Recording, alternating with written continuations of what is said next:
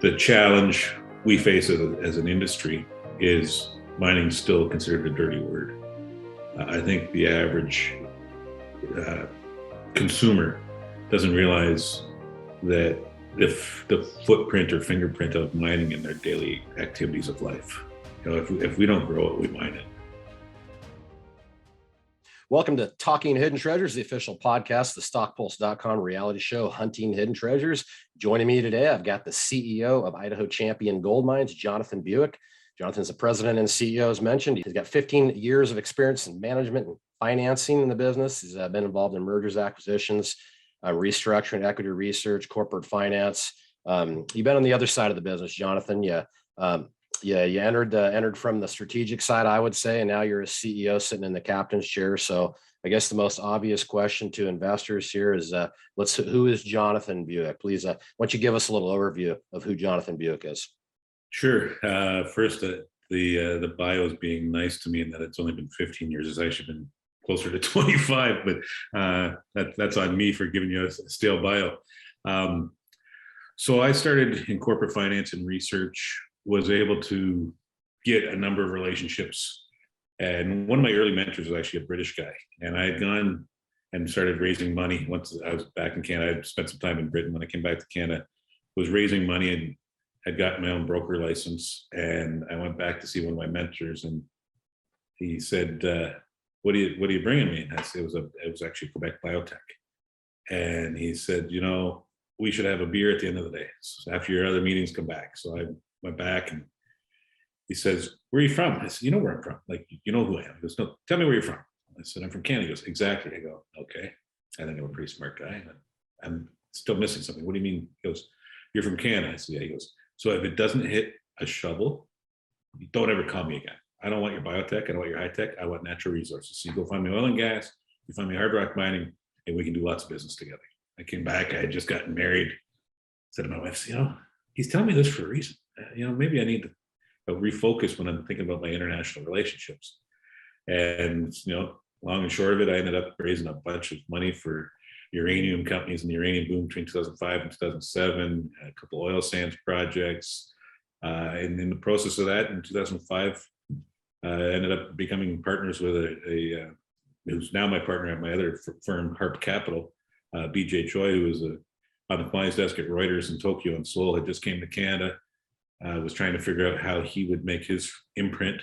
He was very well connected to all the big chaebols in both Japan and Korea, and brought him in as a partner. And he now runs Harp. And I'll get to that in a minute in terms of why he's running Harp and why Idaho Champion is and why I'm at Idaho Champion. We started doing joint ventures and strategics. So it wasn't just access to capital. Typical funds and investors ride the sine curve in metals, where if you're an end user, you don't care what the metal price is, you need that metal. And so it sort of filled the gaps on the sine curve of the cycles. They were more interested in the base metals and bulk metals. And so we started doing transactions with, Samsung, LG, Hyundai, POSCO, all these big, huge Korean conglomerates looking to secure metal. And so we've been doing that since 2005. Between 2011 and 2015, we had 7 transactions that were at board approval. Now, as Harp, we worked on behalf of the issuer, not on behalf of the Korean groups. And we had 7 different transactions over the span of that period of time. All 7 were turned down by the board of the issuer. So the junior resource company, for whatever reason, whether they got confident because of metal price or felt they could get a better deal somewhere else, all of them turned deals down. All of them came back within 6 months of turning their transaction. I said, we'd like to do that deal. I'm like, guys, Samsung didn't wait around for your second tier copper project at 5,200 meters in Peru. This isn't a cat with 9 lives. So I circled the wagons with our team. We have a technical team globally, and said, look, we're too vulnerable to the yes or no as the middleman. Let's go find assets ourselves. So I took advantage of a geo in Sudbury, another one in Vancouver, another one in Denver, another one in Sydney, as a part of my Rolodex, and started looking at projects. And we looked at 250 projects around the world. I kept narrowing the funnel. So I started changing the rules of conversation about what we're looking for in terms of the types of projects. Do we have access to infrastructure? Is it near a historic mine, or is it a historic mine? Can a permit get had? Now I want to talk about time zones, language, all these things that came into play. And so, I was looking at things in parts of the world that I had no interest in going to. Why would I want to have a project where I'm dealing with that? Or there was showing me projects in parts of the world where I'd seen asset seizure. I didn't want that risk. There's enough risk in mining without having, that type of transaction halted by a change in government or a change in policy that they take assets away. So kept narrowing that funnel and started looking at projects. And Idaho was a place I'd been an investor in since 2003. And one of the projects that was brought to us by who's now our chairman at Idaho Champion, he'd been successful in Idaho for a number of years, was with the Banner project. And so we came in, we took a look, we really liked what we saw. And the chairman and I started negotiating with the family that owned that. We bought that in 2016 for $500,000 US cash, no shares, no stock, no royalty, 100% ours. Did IP, did soils, did geochem, applied for a permit, and we made a discovery there, a nice gold oxide discovery with some sulfides underneath along a known trend. And that was the start of Idaho Champion. And we've since added the Champagne project and the additional cobalt projects. So a long answer to a short question. Yeah, we'll certainly dig into the projects here in a minute, but let's get into Idaho here. You obviously let us know how you entered the sector, and I guess we can follow that up with the passion of being that treasure hunter. What appeals to you to go underground and get these precious metals? Is this a business decision, or is this something that's just a matter of common sense of we might not exist if treasure hunters like yourself don't go out and tackle these metals? I think it's a bit of both. I think the challenge we face as an industry is mining still considered a dirty word. I think the average consumer doesn't realize that the footprint or fingerprint of mining in their daily activities of life. If we don't grow it, we mine it. And so many of the things that people take advantage of or take for granted are because of the efforts of mining and mining groups. Whether it's an electric car or your phone, to laptops, to your TVs, you name it, mining's a part of it. So there's a huge need and demand for the metals. The reason we like Idaho is it's a historic mining state. There's been continuous mining in Idaho since 1860, since before Idaho was even a state. So it's a known jurisdiction where you can come in and advance assets. Every jurisdiction has challenges, but as you can see in the last 40 years, the mining business has really done a good job of advancing the technologies around extraction that lessen the remaining fingerprint or footprint of the mine. That historically you would see, bad stockpiles and leakage into the drainage systems. We're well past that now for the most part. We're utilizing new technologies and mining practices that allow for it to be a good steward. I also think you see mining companies, and certainly something we try to do is to be partners within the community. You have as much local participation as you can, and certainly where we are with our projects, we've got locals that are shareholders and partners for the company, and they believe in what we're trying to do. They want to see us come in and be good stewards to the land, but also create jobs in that community. That's what we're trying to do, and we think in the greater business, all of us are trying to do that. You got great governors in Idaho and senators and congressmen that really believe in the mining opportunity. We've been in with the governor's office a couple of times and see this out loud support from them. I was just in DC and met with a couple of the senator staffers, and they're really keen to see what we're doing. So having that type of support is important to acknowledge, and it also is what's appealing about being in a place like Idaho. Yeah, so you're in a top 10 district here, arguably number one, I think, to actually conduct work. You could maybe enlighten us on that as far as permitting and all that.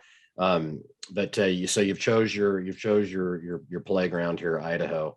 Let's get into what you're working on now. I know you've got Champagne and Banner. Why don't you take some time and really drill down into each one of those projects for us? So in terms of Idaho as a jurisdiction to work, when COVID happened in March of 2020, everybody was told tools down, go home, across the board. the governor deemed mining and exploration essential services in Idaho.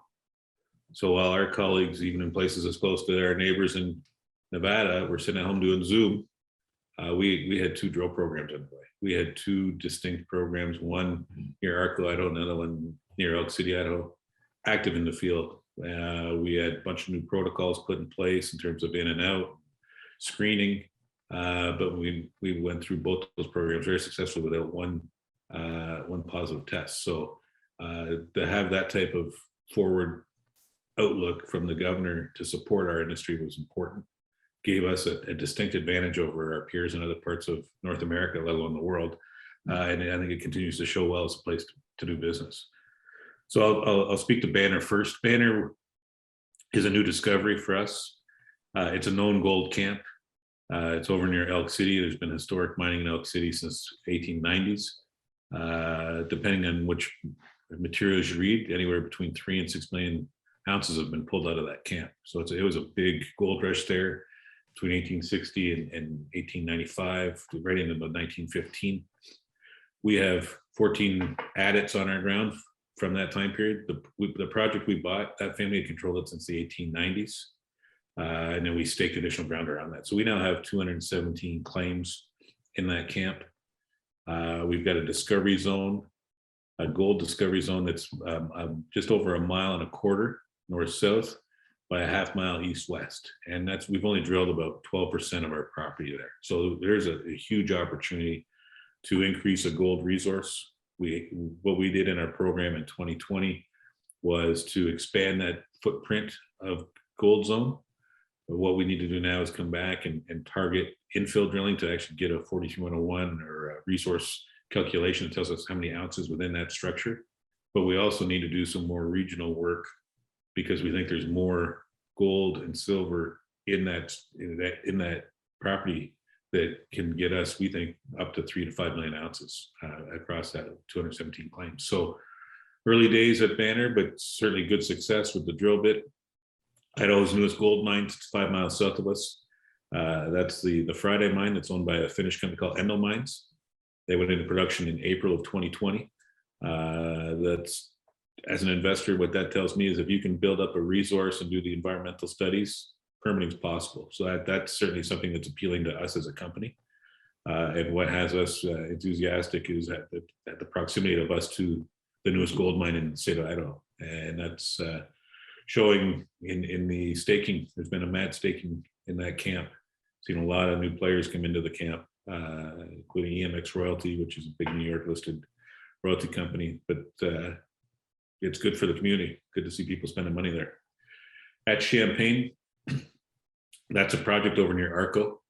It was an open pit heap leach, one of the first in the Pacific Northwest. Bema Gold had that in production from 89 to 92. They did about 25,000 ounces a year for just over 3 years.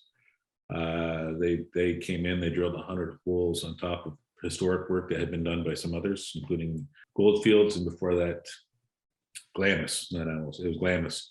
They never drilled below 100 feet. They drilled all close to surface.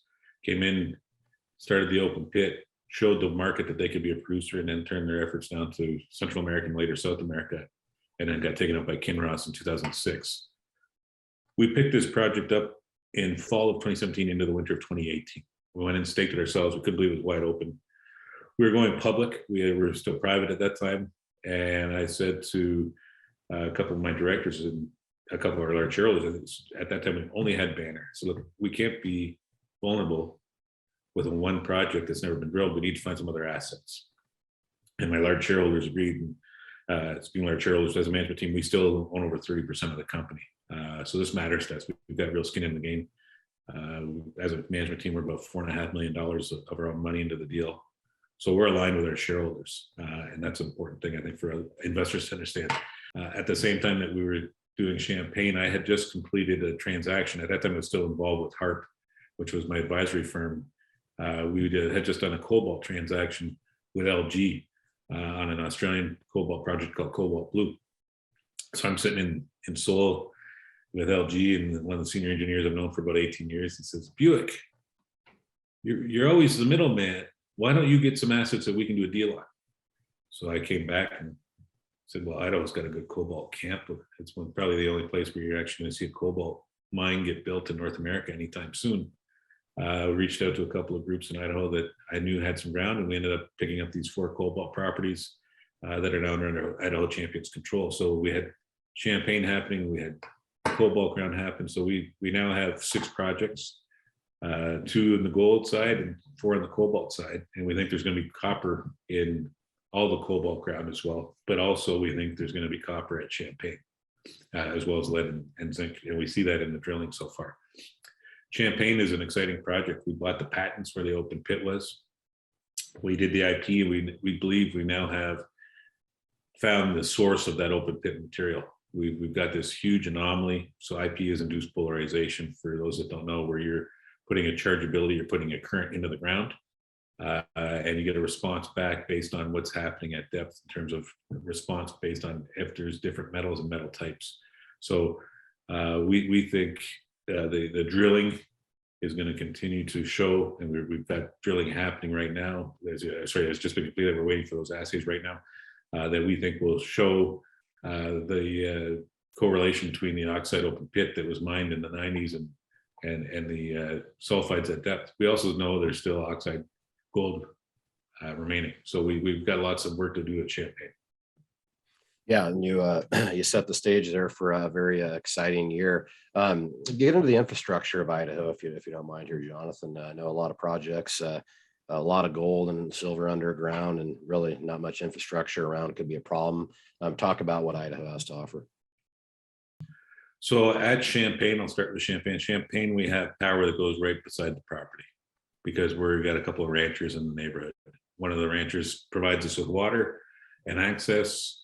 And he's very supportive of what we're doing. The other rancher we've actually done a deal with to add another 160 acres on the west side of private ground. So we've got partners in the community so we have access to water and power, 2 important things if you're building a mine. But we're also about 3 miles as the crow flies to the highway. So we got paved highway 3 miles away. If you take the roads that are in there on the ranch roads, probably works out about closer to 5 miles, but that's not far to haul. Certainly in terms of your infrastructure, when you look at some of the other places in the world where people are talking about building mines, if you look at even the Golden Triangle up in BC, you're pretty remote there, and it's going to add to your capex and opex considerably. At Banner, we're right off U.S. Forest Road. We're paved highway there, about 6 miles away. We're 6 miles as the crow flies to Elk City, which is a town that used to be about 1,000 people, now it's about 200 people. We have power that goes right through there on our property. There's power lines. So again, good access to infrastructure.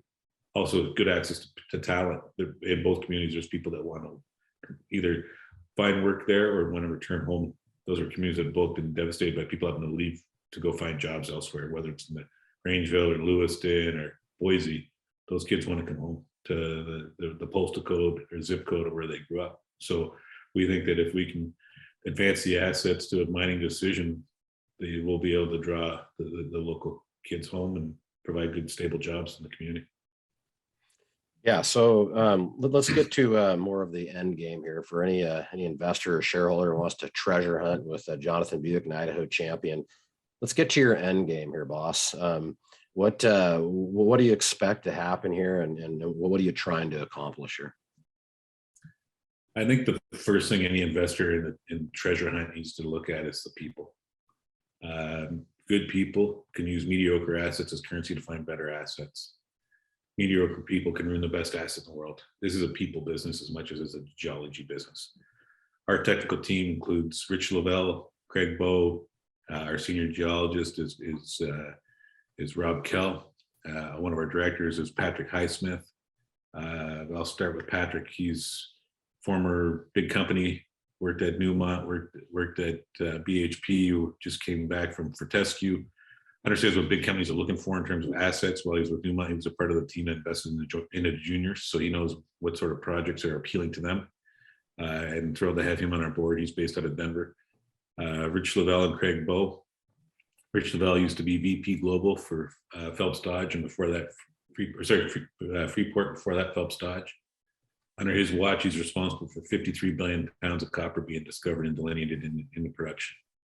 There's not many that have a resume like that. And for him to give us his time and attention tells you that he thinks we're in elephant country, specifically at Champagne.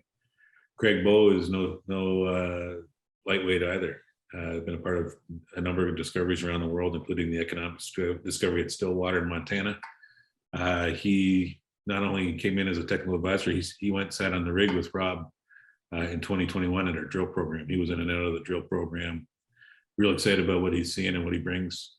And Rob Kell, world-class geologist, been a part of a number of discoveries in Chile, in Bolivia, in Alaska. What he was excited about at Champagne was the fact that he thinks we're sitting in a collapsed caldera as a part of a larger porphyry system, very similar to the project he discovered in Bolivia. And we've given him the keys to the rig and put him in charge of making that discovery. So he's building a team of capable, well thought of, highly regarded, but more importantly, discovery focused geologists as a part of our team. So we've got what we believe is the right team. In terms of the end game, we believe in Idaho Champion as a wealth creating vehicle. This isn't about making 10% on your money. This is about a 10 bagger. This is about the wealth creation tied to mine development. Our responsibility to our neighbors, our stakeholders, and our shareholders is to advance the assets in a proper manner to mining decisions. And if we do that the right way, we're either going to be shareholders in a larger company because we've been taken out, or I'll step back because I have no ego. I'm a big shareholder. I'm happy to have an engineer come in who's going to build that mine and take over and drive the ship forward. And right now, as we speak, we're basically trading for the value of the shell. And we've got a discovery at one project and drilling at a past producer with results still coming. So if there's an entry point, I'd love to tell you it's right now. We think we're on sale. Yeah, and you so you got the team, you got the location, we've got you. Let's get into how it's going. Give us a progress report on both projects, please. So at Champagne, that's where we spent our attention in 2022. So in 2021, we drilled out at both projects. We got gold in both projects. Why would we focus our attention at Champagne? Well, there's twofold reason for that. Champagne is past producer, so better known mineralogy and met work. So your metallurgical studies in terms of your ability to recover the metals from the rock. Also, the fact that we controlled a patented land package. Controlling patenting ground in the U.S. is the best ground you can have. The permitting process is much simpler on patenting ground, and you have more control of timelines on patenting ground. So that was an important part as well. At Champagne, we think there's a world-class discovery to be had. We also know that it's not going to be in the first drill hole, but every drill hole is helping us. We now, with that IP anomaly that we discovered in our program last year, we now have the haystack. Now it's up to the geologist to find the needle. That's an important aspect of what 22 brings, is where's the next set of holes going to be? What did the last 10 tell us? What did the ones before that tell us? As we will continue to tighten the microscope lens and in terms of, as we drill down on this, where are we really going to drill to make that discovery that's going to change the map for all of us? And so that's next 8 holes that are in the lab to come back is going to help us for the program that's going to come this spring. We're already in conversations with our drillers and labs about this next program, so that we're not wasting time trying to lock up and get rigs in. Champagne, we think, is going to be a gold copper heart with a halo around that's going to be lead, zinc, silver. And that's what we've seen in the historic work. That's what we're seeing in the veins that we're hitting currently. And now we need to see, can we have a major interval of that? And that's what we need to see coming out of these holes. At Banner, different geologic setting. We've got oxide gold cap running along a structure. The Orton shear zone runs right through Elk City. It got a number of historic mines north of us, and we got the Friday south of us. So we know we're in a gold system. It's our responsibility now to prove up ounces. So we need to come back in. We'd like to run some more IP this year. We'd like to do 2 different programs on there's 2 different IP anomaly structures that go to northeast, southwest. that run parallel. We've only focused on the eastern structure. We'd like to go to the west and see if that hosts gold the same way the eastern one does. If that does, and we're going to march to 3 million ounces real fast. But we need to tighten up some IP just to really fine tune our targets. And that's an important thing for us, for our investor community and our shareholder base. It's about delivering results and being accountable. We deal with Mother Nature like a lot of other companies in other parts of the world. So we don't work 12 months a year at Banner. Banner, you would typically be working sort of late May, early June to roughly middle of November, just before Thanksgiving. At Champagne, you get a little bit more flexibility in terms of your finish, because it depends how early winter hits. And it's more desert-like, more like Northern Nevada, where at that Banner, you're boreal forest, so you're dealing with a different type of winter. Banner will get 6 feet of snow. Champagne will have some years where it's 6 inches, some years where it's 6 feet. Depends on the current year. So we can get back in at Champagne right away. At Banner, we would probably have about a 60-day process for renewal of the permit that expired. But then closing here, Jonathan, you laid out a whole plethora of reasons to why you're in Idaho and why to follow the company. I guess consolidate a message for investors. You mentioned you're on sale. I couldn't disagree with that. It's been a rough one. A lot of charts look the same, but you put a whole lot of reasons together on why to buy the stock. So reasons to own the stock, please. We've got a capable technical team. We've got ownership at an insider level. That I know as an investor, there's things I want to know. I want to know is how much skin is there in the game from the leadership of the company. And we own about 30% of the company. And that's all paid for stock. There's no free stock. I don't believe in free stock. And I've told my team, if you need to sell stock, you need to resign. We're here as buyers of stock for a later liquidity event, not for a lifestyle. This isn't a lifestyle company. The money goes into the treasury and into the ground as opposed to open market purchases. My guys buy stock in the financing so that the money actually goes to the company as opposed to another investor. We've got ongoing drill results still to come out of Champagne, and we will be kicking off field programs with IP and then again drilling in the spring. So we're going to have regular news flow. We also have had ongoing conversations that are recent tied to the cobalt price on the cobalt ground.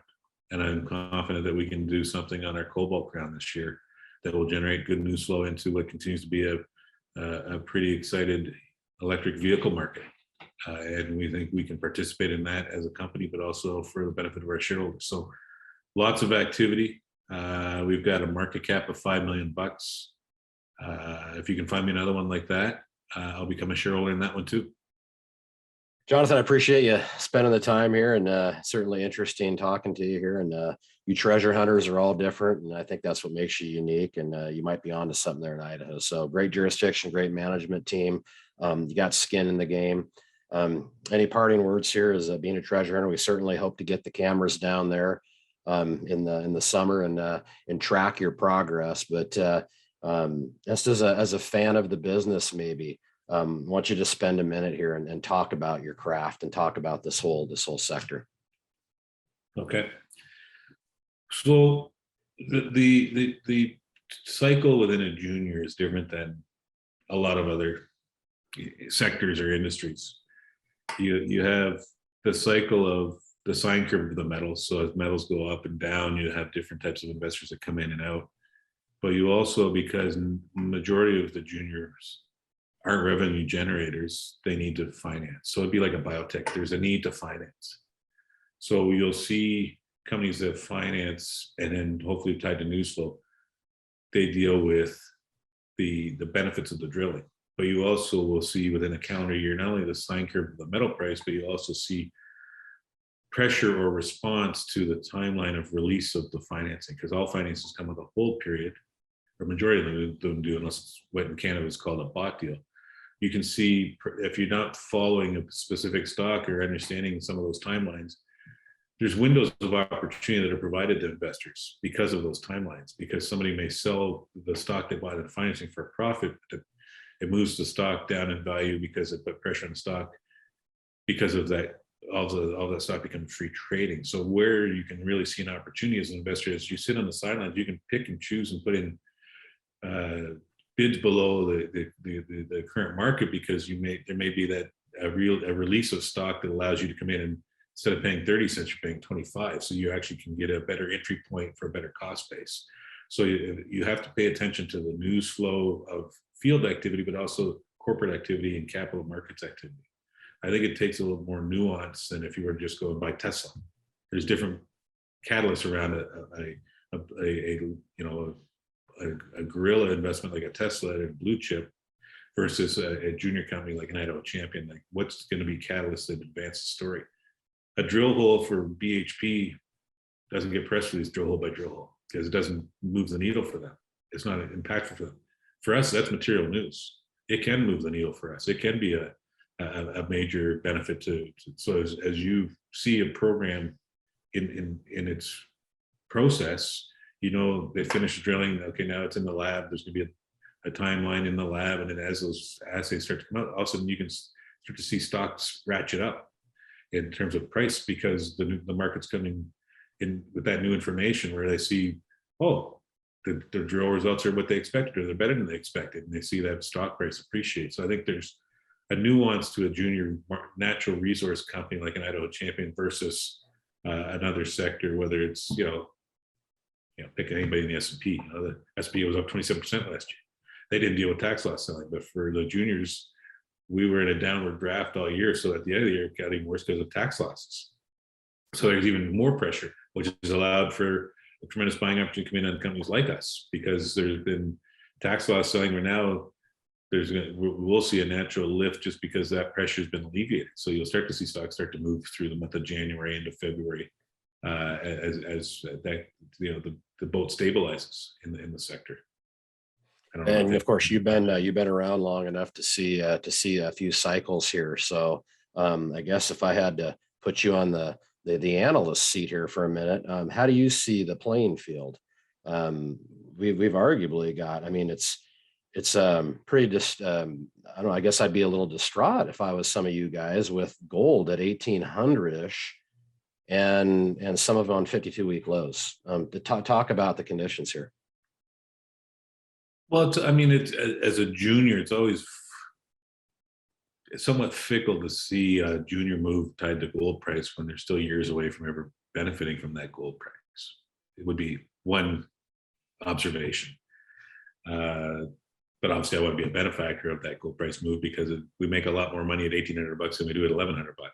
And when we started drilling at Banner, gold was $1,170. And that wasn't that long ago. But if we look at what's going on globally, my belief is that gold at $1,800 is dramatically underpriced. And once we see how inflation and rates moving upward, what does that do to the price of gold? I think it's going to be positive for the price of gold. Where we can't control the price of gold, as a company that's at pretty much a 52-week low compared to gold price, gold's off $100 from where it was at this time last year. We're down 80% from where we were this time last year. So there's a gap there, and what investors need to do is be able to determine who's going to be a winner in this and who's not going to be able to participate in this. We believe we're going to be winners because we've got still news to come. We're in a great jurisdiction, as you said. Fraser Institute ranks Idaho 9th in the world now as a place to do business for mining. We're in a great jurisdiction. We think there's going to be more good news out of the state. Some of our colleagues and peers in the state have important, impactful studies to come to the market. We got hopefully Gervais is a new producer in the state this year, so there's going to be more attention drawn to Idaho.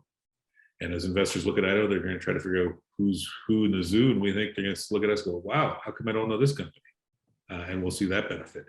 But I think the gold price is going to be, if we look this time next year, are we going to be down to $100 like we were between this time and last year's at this time? No, I think we're going to be higher than we were. Like if we look at January of 2023, gold price, I think will be substantially above 1,800. So I think it's a good place to be. You know, I was buying physical metals in December for myself and for my family because I believe there's a lot of reasons to hold it, not just to the price, but to the long-term impact of what's happening in the fiat currencies.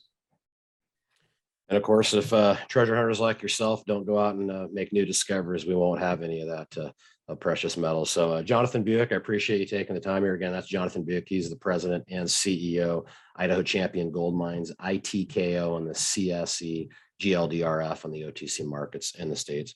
Jonathan, thanks for being a part of Talking Hidden Treasures, and we'll certainly look forward to checking back in as you have some more progress for the market. Appreciate it, Rob. Thank you.